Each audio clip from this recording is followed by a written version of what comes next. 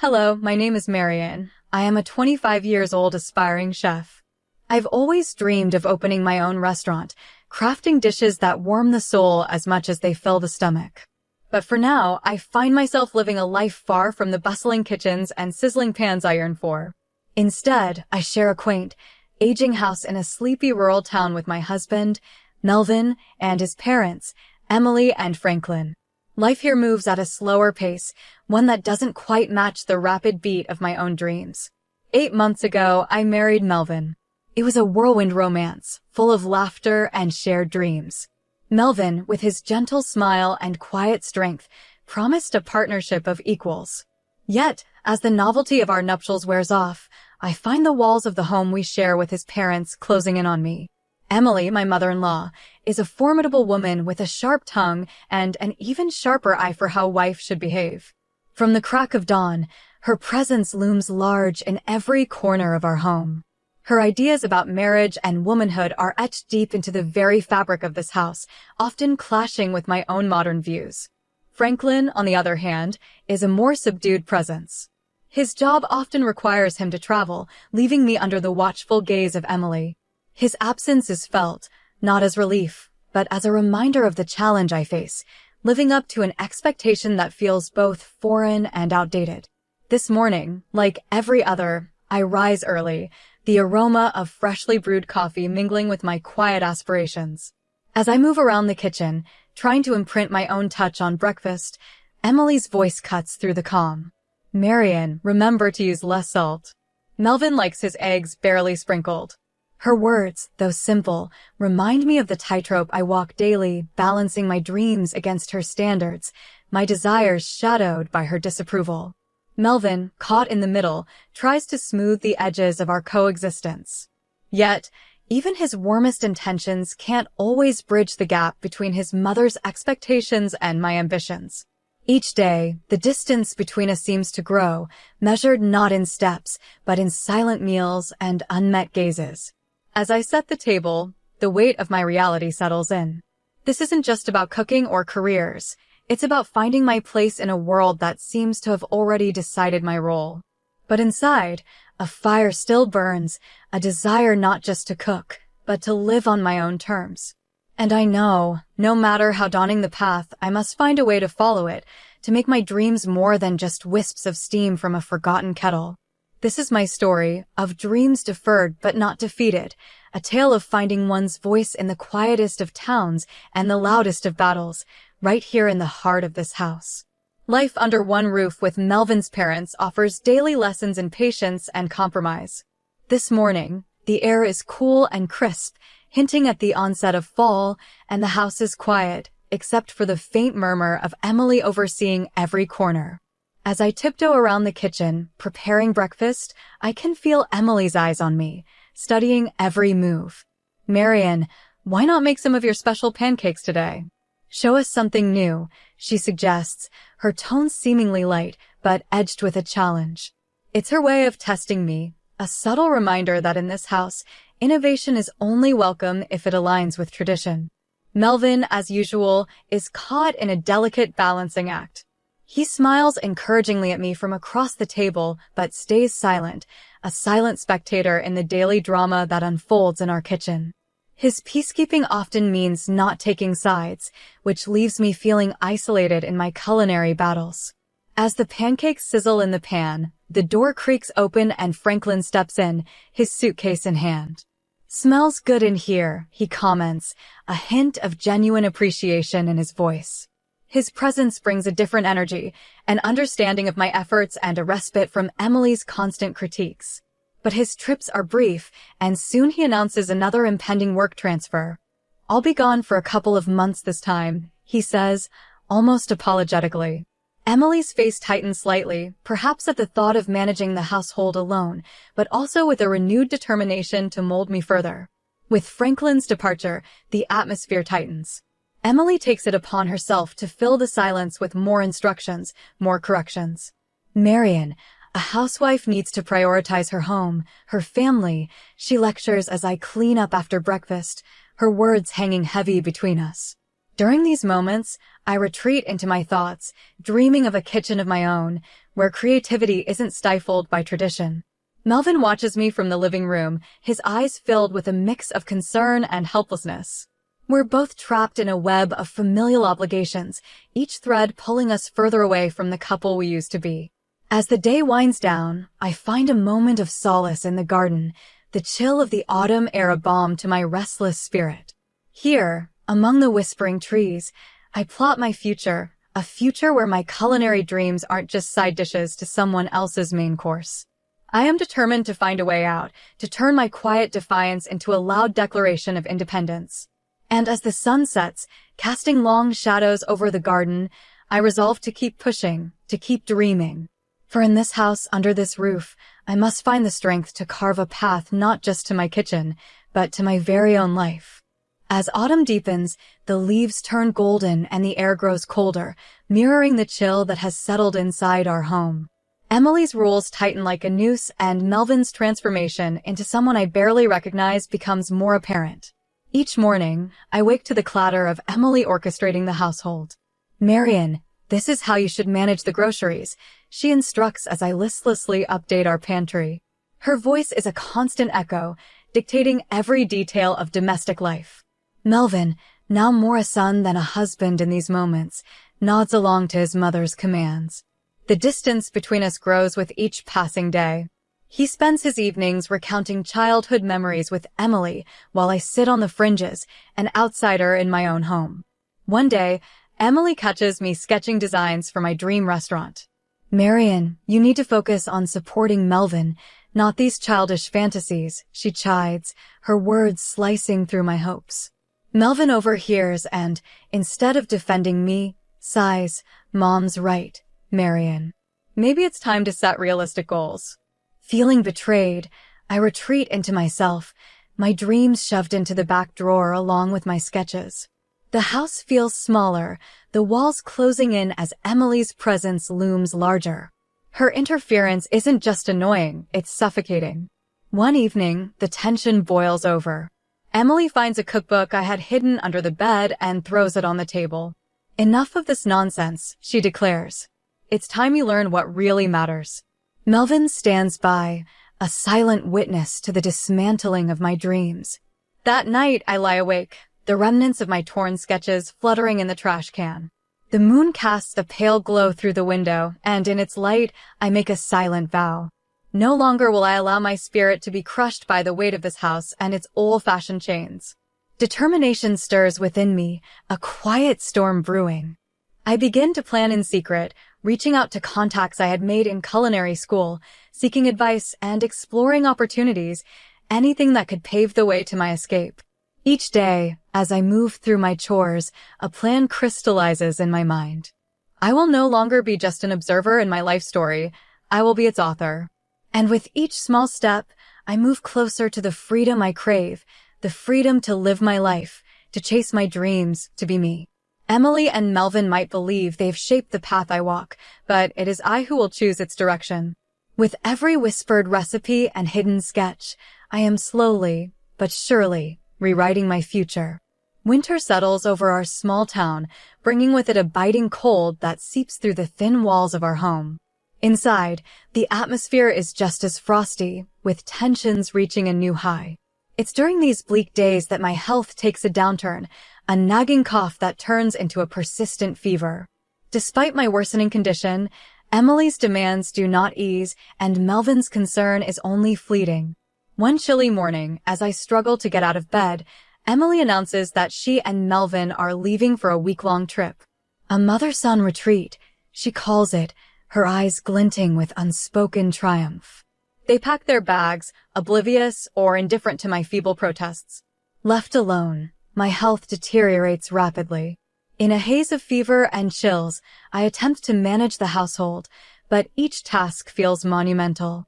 My thoughts drift to my abandoned dreams, my isolation, and the stark realization that I am truly alone. Then comes the day that changes everything. In a delirious attempt to prove I can still contribute, I try to prepare dinner. Emily, before leaving, had strictly instructed me on how to manage the kitchen in her absence. Ignoring my weakness, I heat a pot of water, but my shaky hands are unable to hold it steady. Scalding water splashes over, searing my skin. The pain jolts me to my senses, and in that sharp, excruciating moment, my clarity returns. I cannot live this way any longer. Crawling to the phone, I dial Amanda, Melvin's grandmother, the one person who has always shown me kindness. Amanda arrives as swiftly as the wind outside, her face etched with concern. She wraps me in blankets and rushes me to the hospital, her car cutting through the cold night.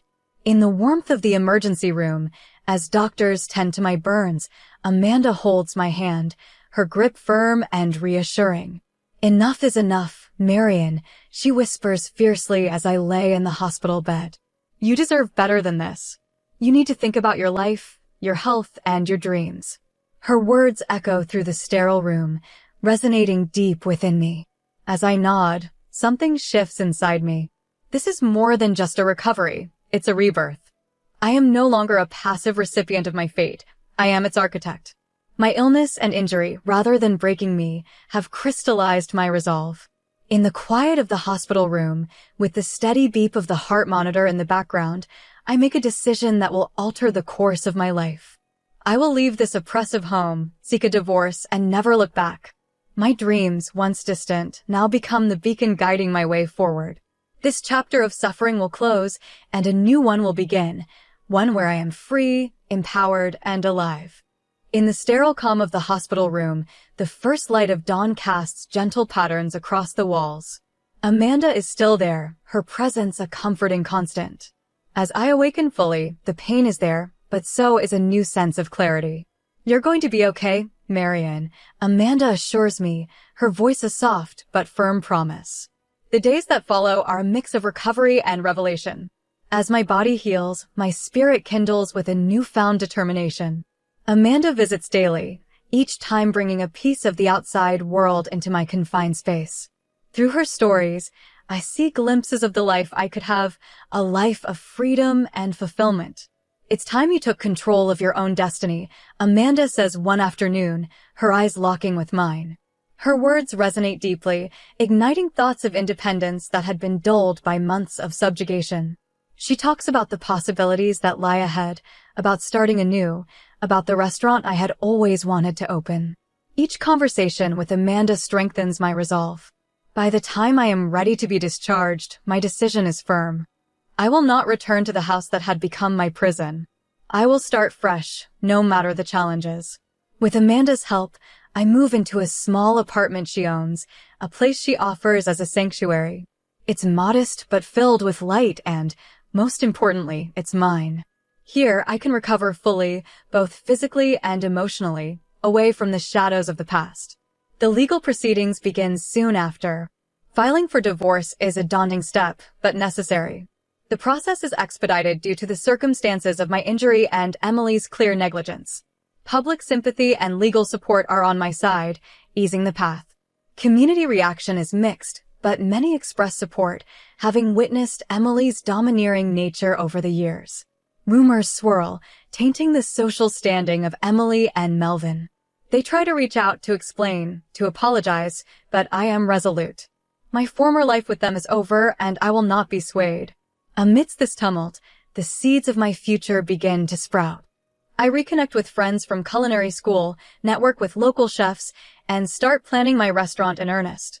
Each step forward in my recovery is mirrored by a step forward in my professional journey.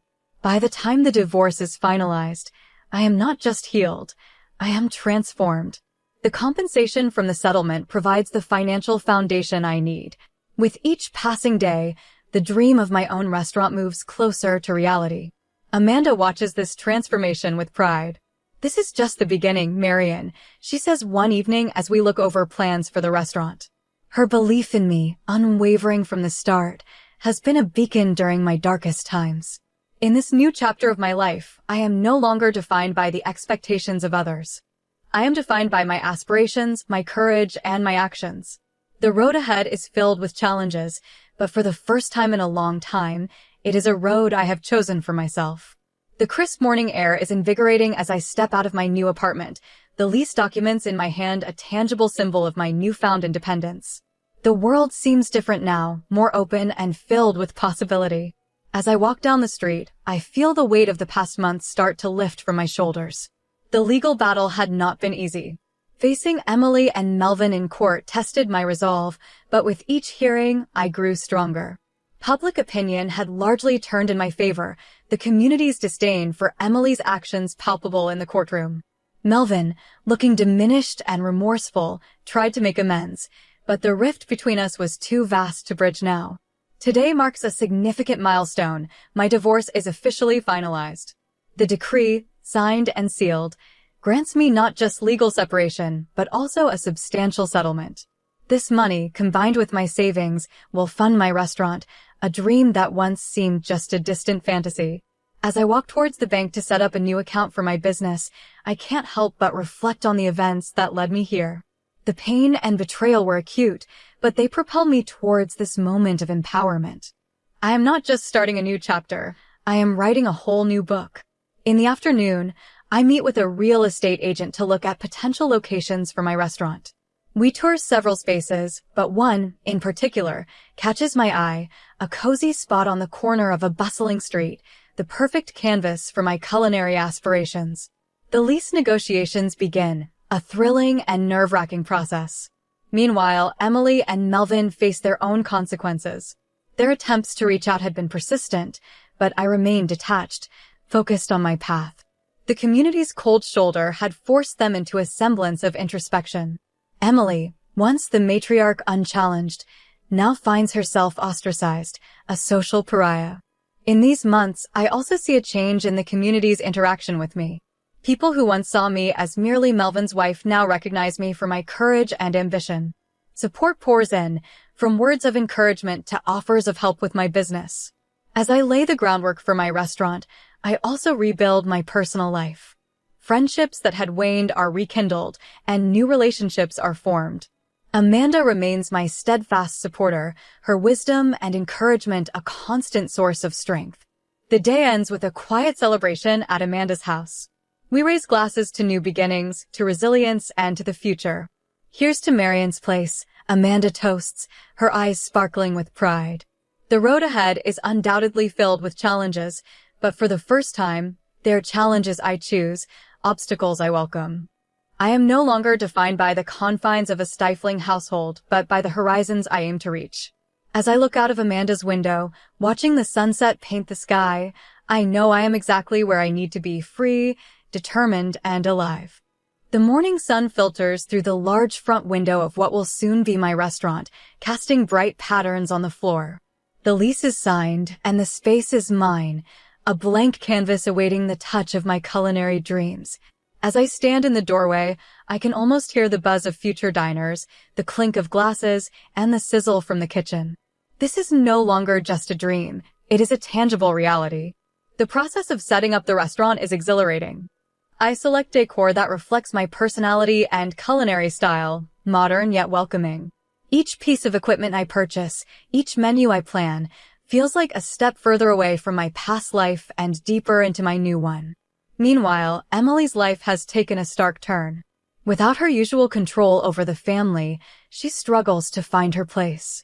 Her relationship with Franklin, already strained by years of her domineering nature, reaches its breaking point.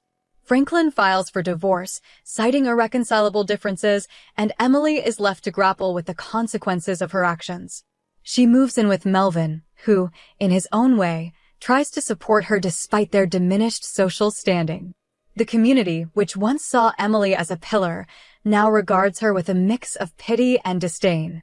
Her fall from grace is whispered about in grocery stores and coffee shops, a cautionary tale of the price of inflexibility and cruelty. Melvin, for his part, attempts to make amends, reaching out to me one last time with a heartfelt apology. I accept his apology, not for his sake, but for my own peace of mind, a final closure to that chapter of my life. Back at the restaurant, the days are long and demanding, but each evening as I lock the door behind me, I feel a profound sense of accomplishment. The community's support has been overwhelming, with many local vendors and fellow restaurateurs offering their help and services. My network, once small and confined, now spans across the town. As the opening day approaches, the anticipation builds. Invitations go out, and the local newspaper even expresses interest in covering the event. Amanda, ever supportive, helps with the final preparations, her experience invaluable. Finally, the day arrives. Marion's Place opens its doors to a crowd of eager patrons. The air is filled with the aromas of my creations, a menu inspired by my journey, dishes that speak of resilience, innovation, and passion. The restaurant quickly fills, the chatter and laughter creating a melody of success and contentment. As I watch the diners enjoy their meals, Amanda beside me, I realize I've not only built a business, but also reclaimed my life. My past, with all its pain and struggle, feels like a distant memory. Now, it's about moving forward, about crafting a future of my own design. The evening winds down, and as the last customer leaves, I turn the sign to closed with a satisfied sigh. The challenges I face seem less daunting in the light of my achievements. I know there will be obstacles ahead, but I am ready for them, equipped with newfound strength and confidence. This chapter of my life closes with a sense of peace and a look towards the future. Marion's Place isn't just a restaurant. It's a symbol of my independence, my resilience, and my commitment to never let my circumstances define my destiny. As autumn returns, painting the town in shades of gold and amber, my restaurant, Marion's Place, thrives. Each day brings new faces and returning customers, their smiles and satisfied sighs a testament to my hard-won success. From the bustling kitchen to the lively dining area, the energy is infectious, mirroring my own joy and fulfillment. With the restaurant established, I take a moment one crisp morning to reflect on the past year. It's been a whirlwind of change and challenge, but standing here, amid the hum of my dream realized, I feel a profound sense of accomplishment. Marion's Place is not just a location, it's a manifestation of my resilience, a corner of the world where I turned adversity into opportunity. The community support has been a cornerstone of this success. Local suppliers proudly contribute to the menu, and nearby businesses collaborate on events. This network, once a distant hope during my difficult days, now feels like an extended family. Their encouragement and partnership remind me daily that from the ashes of my former life, I've built something lasting and beautiful. One particularly warm afternoon, as the leaves flutter in a gentle breeze, I prepare for a special event at the restaurant. It's a celebration of the 1-year anniversary of Marion's Place, but more importantly, it's a thank you to Amanda, without whom none of this would have been possible. Invitations have been sent, decorations adorn the walls, and the staff buzzes with excitement. Guests begin to arrive, filling the space with laughter and conversation. Amanda, ever humble, insists this is too much fuss, but her eyes glisten with pride. As the evening progresses, I step up to address the gathering. With a deep breath, I begin to speak, my heart full. Tonight, we celebrate not just a place, but a journey, I announce, my voice steady. A journey of overcoming, of transformation, and of new beginnings. And at the heart of this journey is a remarkable woman who stood by me when the path seemed impossible. I gesture to Amanda, who shakes her head modestly. The applause is warm and heartfelt. Amanda rises to join me, her steps slow but sure. Marion has done all the hard work, she says, her voice carrying through the room. I just gave her a little nudge now and then. Her understated words elicit smiles and more applause. The night unfolds with stories shared and memories made. The community's embrace is tangible, and as I mingle with guests, I realize how deeply rooted I've become in this place, how much it has given me. As the party winds down, Amanda and I share a quiet moment, watching as the staff clean up. You've made your dreams come true, Marion, she says softly. And you've helped others see that they might do the same. With a nod, I acknowledge her words. My journey, from the depths of despair to the heights of success, has taught me more than I ever imagined about strength, perseverance, and the power of support. As I lock up for the night, the restaurant empty and quiet, I look back one last time. The empty chairs and dimmed lights hold the echoes of laughter and life, a life I rebuilt with my own hands. This is more than I ever dreamed, and as I turn the key and step into the cool night, I know that whatever challenges may come, I am ready. Marion's Place is just the beginning of my story, a story where I am the protagonist, crafting a future filled with possibility and promise. The season changes once more, and with it, Marion's place becomes a cornerstone of the community, a symbol of renewal and resilience. As I stand behind the counter one quiet morning, preparing for the day ahead, I take a moment to soak in the peace before the bustle begins. The early light spills over the freshly set tables, casting long shadows that dance lightly across the polished wood. Today marks another significant milestone. I'm launching a culinary training program for young aspiring chefs from our town. It's my way of giving back, of extending the ladder of opportunity to others who dream of a career in the culinary arts. As I arrange the last of the chairs, I reflect on the path that led me here. Each challenge I faced, each obstacle I overcame, has prepared me for this moment, helping others to find their way, just as I found mine. The first participants arrive, their faces alight with curiosity and nerves. I greet each one, remembering my own early days filled with similar emotions. "Welcome to Marion's place," I say, my voice filled with an excitement that feels both new and familiar. Here, you'll learn more than recipes. You'll learn about resilience, about the courage to follow your dreams. The session begins with a tour of the kitchen, followed by demonstrations of basic techniques. As I teach, I share stories from my journey, not just the successes, but the struggles too. Every mistake is a lesson, I explain, guiding a nervous young woman through a complex recipe. And every challenge is a chance to grow stronger. Throughout the day, I watch as the participants slowly transform, gaining confidence with each new skill they master. Their enthusiasm rekindles my own passion, a reminder of why I started this venture. It's not just about building a business. It's about building a community, about sparking change through shared experiences and shared meals. As the workshop concludes, the participants gather around, exchanging stories and laughter over dishes they prepared. Their joy is palpable, and it fills the space with a vibrant energy. "Thank you, Marion," one young man says, his smile wide. "Today changed the way I see my future." Their words are a balm, soothing the old wounds of doubt and fear that once plagued me. I realize that Marion's place has become more than a restaurant. It has become a place of healing and hope, not just for me but for many others. The day winds down, and as the last participant leaves, I take a moment to stand by the window, watching the sun set.